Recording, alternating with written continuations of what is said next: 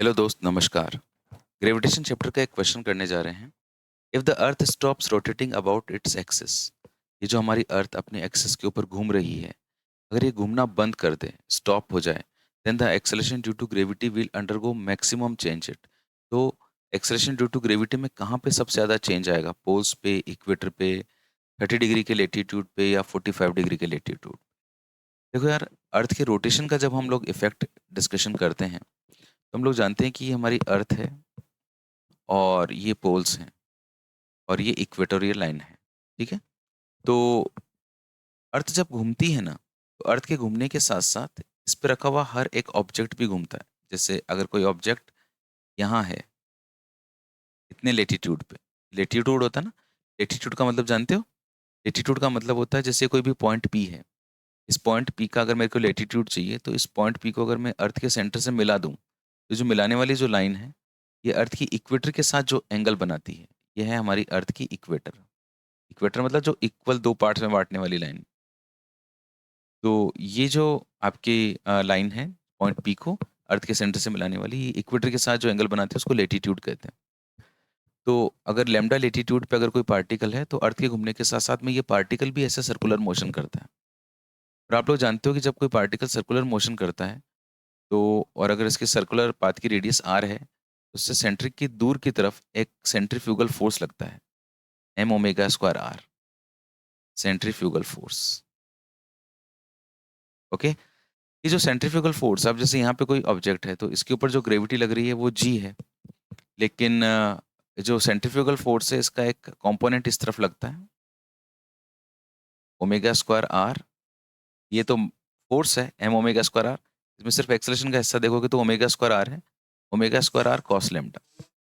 ये जो कंपोनेंट होता है ना, ये क्या करता है, इस जी के इफेक्ट को कम कर देता है, ग्रेविटी को कम कर देता है, क्योंकि ग्रेविटी के अपोजिट लग रहा होता है। और ये उतना ज़्यादा होता है जितना ज़्यादा रेडियस होती है। अब अगर आप इक्वेटर पे हैं, तो अगर आप इक्वेटर पे हैं, तो आपका जो सर्कुलर मोशन होगा, उसके पाथ की रेडियस सबसे ज़्यादा होगी। अगर आपके पाथ की रेडियस सबसे ज़्यादा होगी, तो आप पे जो सेंट्रीफ्यूगल फोर्स लगेगा वो सबसे ज़्यादा होगा। सेंटर पे तो ग्रेविटी जी, और सेंटर से दूर ओमेगा स्क्वायर इंटू आर, इतना एक्सेलरेशन लगता है। तो ये जो कमी आती है ग्रेविटी में, वो सबसे ज़्यादा कमी इक्वेटर पर आती है। सबसे कम ग्रेविटी इक्वेटर पर होती है और सबसे ज़्यादा पोल्स पे होती है, क्योंकि पोल्स पे जो है ना, इसकी रेडियस होती ही नहीं है सर्कुलर पाथ की। तो यहाँ पे सिर्फ और सिर्फ एक्सेलरेशन ड्यू टू ग्रेविटी लगता है। तो हम लोग बोलते हैं कि जो ग्रेविटी होती है वो मैक्सिमम पोल्स पे होती है, और जो मिनिमम होती है वो इक्वेटोरियल इक्वेटोरियल लाइन पर होती है। अब बात यह है कि हमको क्वेश्चन में बोल रहा है कि अगर अर्थ जो है घूमना बंद कर दे, अगर घूमना बंद कर देगी तो ओमेगा खत्म हो जाएगा, और ओमेगा खत्म हो जाएगा तो ये जो सेंट्रीफ्यूगल फोर्स लग रहा है ओमेगा स्क्वायर आर, ये खत्म हो जाएगा। अगर ये सेंट्रीफ्यूगल फोर्स लगना बंद हो गया, तो इक्वेटर पे भी जो ग्रेविटी है वो कितनी हो जाएगी, जी हो जाएगी। और पोल्स पे भी कितनी थी, जी। और किसी भी दूसरे पॉइंट पे भी जो है ना, वो अ, ये वाला जो फैक्टर है वो खत्म हो जाएगा। और हर पॉइंट पे, किसी भी पॉइंट पे अगर मैं ग्रेविटी निकालूं, तो हर पॉइंट पे इसकी ग्रेविटी जी ही हो जाएगी, इक्वल हो जाएगी। ओके, सब जगह पे सेम हो जाएगी। तो जहाँ पे बिल्कुल भी फर्क नहीं पड़ा इसके रोटेशन के खत्म होने का, वो पॉइंट तो कौन है, पोल है, क्योंकि यहाँ पे पहले भी जी था और अभी भी जी है।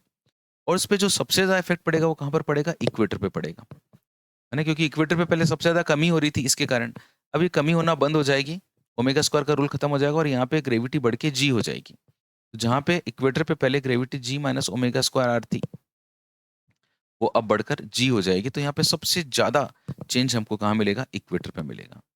सो the correct answer of this question is equator. ठीक है जी, thank you so much and God bless you. और सबसे कम पूछा जाए तो कहाँ पड़ता है, पोल्स पे पड़ता है।